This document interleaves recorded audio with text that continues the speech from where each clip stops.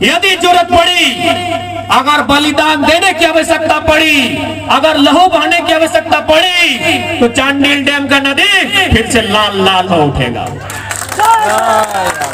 जय जय झारखंड, जय जय झारखंड, जय जय झारखंड। हेलो दोस्तों, आज हम लोग चांडिल डैम पूर्णावास स्थान जा रहे हैं। तो क्या करना चाह रहे हैं, कौन कौन है, तो जो पुल में हम अभी और सफ़र कर रहे हैं, पुल कौन है जानते हो आप लोग। शायद 2-4 दिन पहले हम एक न्यूज चलाए थे, इसमें बहुत पुल का ऊपर में पानी बह रहा था। ये ओडिया पुल का नज़ारा है जो निंदी थाना से जुड़ा है। तो चलिए वीडियो में और तक बने रहिए। इस क्या सब होने वाला है चांडिल पूर्णावास स्थान में 5 दिन और चलिए सुनते। चलिए फाइनली जन पार हो रहा है। देखिए जन का नज़ारा कुछ इस प्रकार का है। पानी छोड़ा गया है, 6-7 गो गेट खुला हुआ है। तो देखते हैं जो इंतजार था टाइगर जयराम तो फाइनली आ रहा है। देखिए आप लोग पीछे पीछे आ रहे हैं, सब रेली सब हम लोग आगे आगे जा रहा है। तो चलिए बहुत धन्यवाद देते हैं कि टाइगर जयराम जी यहाँ विस्थापितों के लिए समर्थन हो जाएगा। आगे हम उसका बात सुनाते हैं, तो चलिए। जय जय झारखंड, जय जय झारखंड, जय जय झारखंड, जय जय झारखंड।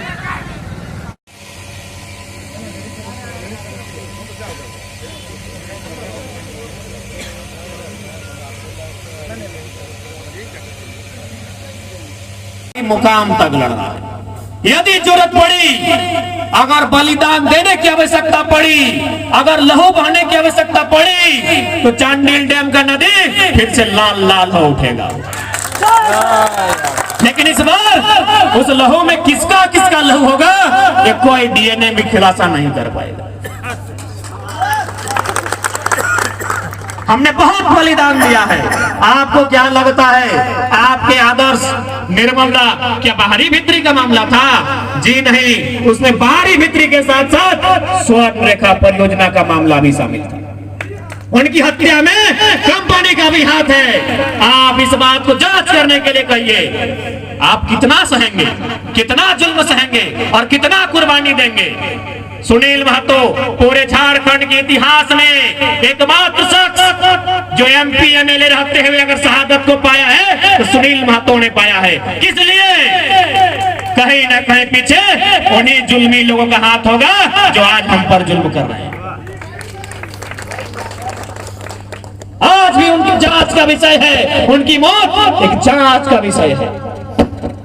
और किसके लिए अपनी बलिदान को दिया है, चाहे निर्मल सुनील की बात कहें या अन्य में, इस बात को डाल लीजिए कि हम लड़ेंगे, हम लड़ेंगे, लेकिन हम हैं तो इंसान।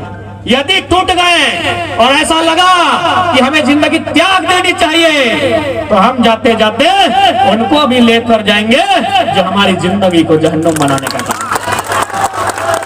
साफ भाषा में कहें, आज जितने भी विस्थापित गांव के लोग हैं, उन लोग टूटा हुआ आशिक बन जाइए।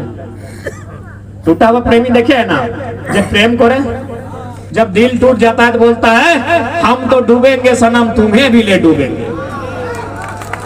तो जितने भी विस्थापित लोग हैं, आप उसी उदाहरण को अपने परिपक्ष में लीजिए कि हम तो जाएंगे अगर दुनिया से, क्योंकि हम तो टूट चुके हैं, हम तो हार चुके हैं। इस सरकार से हारे, इन बड़ी बड़ी कंपनियों से हारे हैं, लेकिन अगर जिंदगी की जंग हार जाएंगे तो उससे पहले तुमको भी कबाड़ जाएंगे। चाहे चांडिल डैम रहे या जो बड़ी बड़ी कंपनियां जो कार्यालय बने हैं, इनको भी कबाड़ के जाएंगे, क्योंकि मरता क्या नहीं करता। हमने कितनी जिंदगी को वीरान किया है, हमने कितनी शहादतें दिया है। आज इसी माटी ने कोल विद्रोह, चुहाड़ विद्रोह देने का काम किया है। तो कहीं ना कहीं हम लोग थोड़ा सा भूल गए कि हम लोग कौन है। हमारा डैम, हमारा उस पानी से बिजली बनेगा, बिजली से बल्ब जलेगा, और बल्ब झारखंड में नहीं, बांग्लादेश की महारानी शेख हसीना जलाएगी। पूरे भारत के नक्शे की बात करें तो सबसे अभागा राज्य झारखंड है। पूरे भारत के नक्शे की बात करें तो सबसे अभागा राज्य झारखंड है।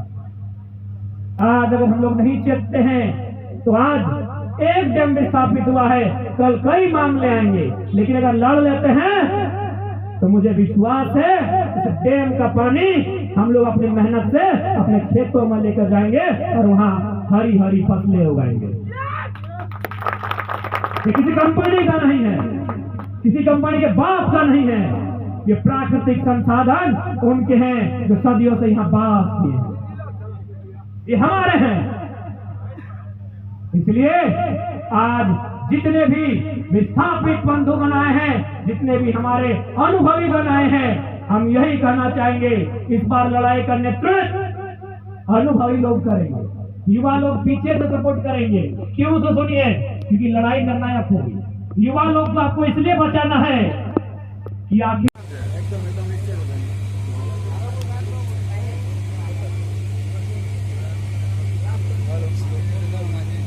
हेलो খুবই বড় পাহাড়, খুবই নাই সবচেয়ে বড় পাহাড়। ওইখানে দমে পাহাড়ে মানুষ আছে, ওরা দমে শক্তিশালী, দমে টাকাওয়ালা মানুষ।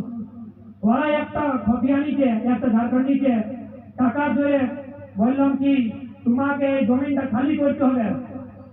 তো ছেলেটা বললো দাদা আমাদের এটাই জমিন, আমি কি জন্য খালি করবো, এটাই আমাদের বাপের জমিন বটে। বলা নাই নাই, এই জমিনটা আমাকে পছন্দ আছে, কারণ কি এইখানে ব্যাপার হবে, এইখানে রোড আছে, এই জমিনটা তোমাকে আমাকে দিতে হবে। ওই ছেলেটা আমাদের সঙ্গে আমাদের পাশ আইলো, বলুন কি দাদা এরকম কথা কি করবা যায়? বলে দাদা চিন্তা নাই। বলে না দাদা ওদের কাছে জমি টাকা আছে, ওরা গুজরাটির সেট বটে, অরবপতি, ওদের কাছে জমি টাকা, আমি কি মতন ওদের সামনা করবো? আমি ওকে একটা বাত বললাম কি ওদের কাছে টাকা আছে, তোমাদের কাছে টাঙ্গা আছে না?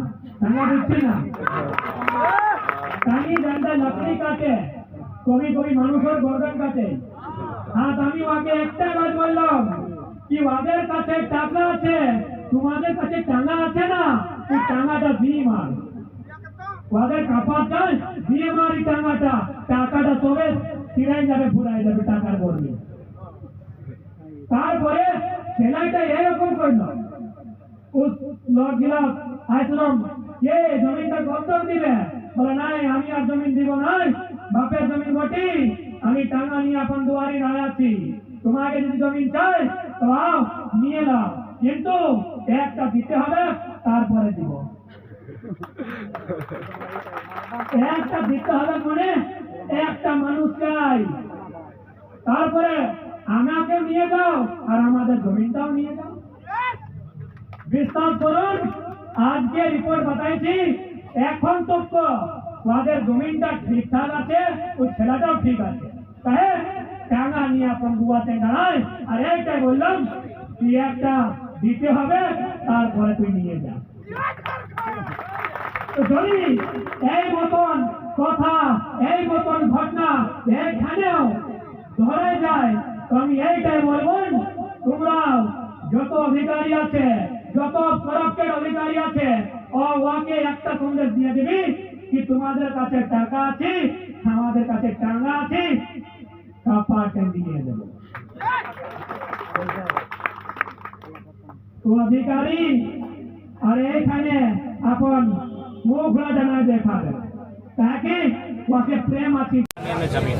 तो जिन लोगों की ज़मीनें जाएगी उनके लिए आपके पास क्या नीतियाँ हैं? आज हम लोग बात कर रहे हैं जो धरना में बैठे हैं अनशन पर पिछले 5 दिनों से, चांडिल डैम की कहानी है। चांडिल डैम में 84 मौजे 116 गांव विस्थापित हुए हैं, लेकिन विस्थापित गांव आज भी खून के आंसू रो रहे हैं, दरबदर की ठोकरें खा रहे हैं। और जैसा कि ग्राउंड रिपोर्ट से पता चला है कि इस पानी का उपयोग सिंचाई हेतु नहीं बल्कि कंपनियों को दिया जा रहा है। तो ऐसे मुझे लगता है इस डैम का बनना कहीं ना कहीं निरर्थक होता हुआ दिख रहा है। सार्थक तभी होता है जब वास्तव में यह डैम आखिर बना किस उद्देश्य के साथ था।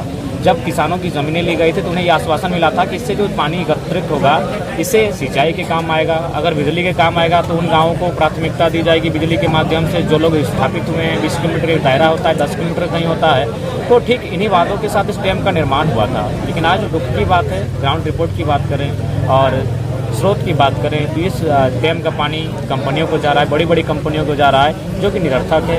इस डैम की सार्थकता तभी होगी जब इस पानी का उपयोग सिंचाई के लिए हो, और साथ ही एक सीमा होती है, 1 मीटर की सीमा होती है। कहीं ना कहीं संकट की जो सीमा होती है, जल का स्तर उससे ऊपर इस पानी को कहीं ना कहीं हो जाना, इससे जो विस्थापित गांव तो अलग मामला है, लेकिन उसके बाद जो गांव है इस पानी के ऊपरी इनका बहाव ऊपर हो जाने के बाद बाकी जो 20-22 गांव है उन्हें भी काफ़ी संकट का सामना करना पड़ता है। तो ऐसे में मुझे लगता है मानवता के नाते सरकार को, क्योंकि फिलहाल कह सकते हैं कि मानवता अब किसी में बची नहीं, हर व्यक्ति अपना लाभ अर्जित करना चाहता है, चाहे कंपनी हो, सरकार हो, या चाहे विधायक हो, चाहे सांसद हो, चाहे मंत्री हो। लेकिन मैं चाहता हूँ कि मानवता को दिखाते हुए सरकार और कंपनियों को ग्रामीणों की जो समस्या है, जिससे आज ग्रामीण लोग बिल्कुल दर-बदर की ठोकरें खाते हुए अपना एक बहुत बड़ी भूमि दान करने के बाद, अपने समस्त गांवों को दान करने के बाद उन्हें 25 डिसमिल मुआवजा तक ठीक से नसीब नहीं हो पाया है। अब तो 12 डिसमिल की बात हो रही है, जो कि मुझे लगता है जो पूर्व में उनके लिए तय हुआ था 25 डिसमिल मुआवजा, उस पर ही साथ ही जो पुस्तिका बनी है, विकास पुस्तिका, उसके आधार से प्रत्येक परिवार को नौकरी मिलनी चाहिए। और अभी तक 1331 परिवार को ही नियोजन मिल पाया है, जबकि उस पुस्तिका में 14,000 लोगों का नाम संलग्न है, 14,000 परिवार। यानी अभी भी आप सोच सकते हैं और कह सकते हैं कि कितना जुल्म हो रहा है झारखंड पर। यानी मुझे लगता है इस संसार में अगर सबसे ज़्यादा कोई सहता है तो धरती के बाद एक माँ, और माँ के बाद तीसरा कोई सहता है तो कहीं ना कहीं झारखंडी है, जिसने आज तक दुख को सहने की एक सीमा को लांघ लिया है। अब ये आक्रोश के रूप में फूटेगा, और मुझे लगता है इससे बहुत बड़ी संकट का सामना पूरे प्रदेश को करना होगा। इससे अच्छा हो कि सभी लोग हंसी खुशी के साथ अपने ज़मीन पर सुरक्षित रहें, अपने हितों की रक्षा उनकी हो, और उनके हितों की रक्षा हेतु ही झारखंड राज्य बना था। तो सरकार, चूँकि उनके मैनिफेस्टो में भी था ये चांडिल डैम की कहानी, तो चांडिल डैम के जो विस्थापित लोग हैं 84 मौजा 116 गाँव, इनके दर्द को समझने की चेष्टा की जाए, और इस पर कंपनी का अंकुश लगे, इस पर जो अफसरशाही उसका अंकुश लगे, भ्रष्टाचार का अंकुश लगे, और वास्तविक मुआवजा नियोजन उनको मिलना चाहिए जो 116 गाँव के लोग यहाँ उजाड़े गए हैं।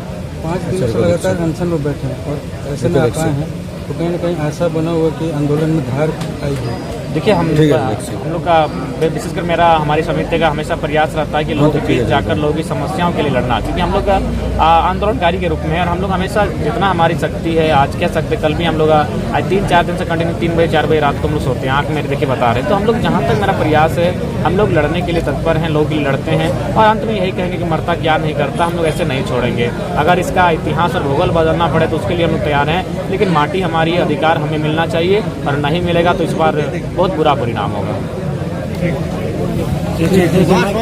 अगर उसके बाद भी निरंकुश लोग नहीं मानते हैं, कुछ लालची लोग जो सत्ता को चला रहे हैं पीछे से, अगर वे लोग नहीं मानते हैं, तो मुझे लगता है कि अंतिम जो उपाय होता है, क्योंकि अंग्रेज भी कभी यहाँ सरकार ही चला रहे थे, सरकार आज भी है, सरकार का सिर्फ नाम बदला है, झारखंडी सरकार भारतीय सरकार बनी है, बाकी तरीका अगर वही अंग्रेजों की तर्ज पर, जिस प्रकार अंग्रेजों से हमने हथियार उठाकर तीर धनुष के साथ सामना किया था, हम चाहेंगे इस माटी के लोगों को बैठकर एक रणनीति बनाकर, और कुछ बेटों को राज तिलक करके घर से बाहर यह कहते हुए भेजा जाए कि तुम्हारी घर वापसी या तो अधिकार के साथ हो, विस्थापितों को न्याय दिलाकर हो, या फिर एक बहुत बड़े उद्गुलान के साथ हो, ताकि जो बुरे लोग हैं, जो शैतान राक्षस प्रवृत्ति के लोग हैं, जो 40 साल से हमारे मुद्दे को लटका कर रखे हैं, और 40 साल से हमारे जो हक अधिकार है उन्हें निगलने का काम कर रहे हैं, उनके लिए भय का माहौल हो।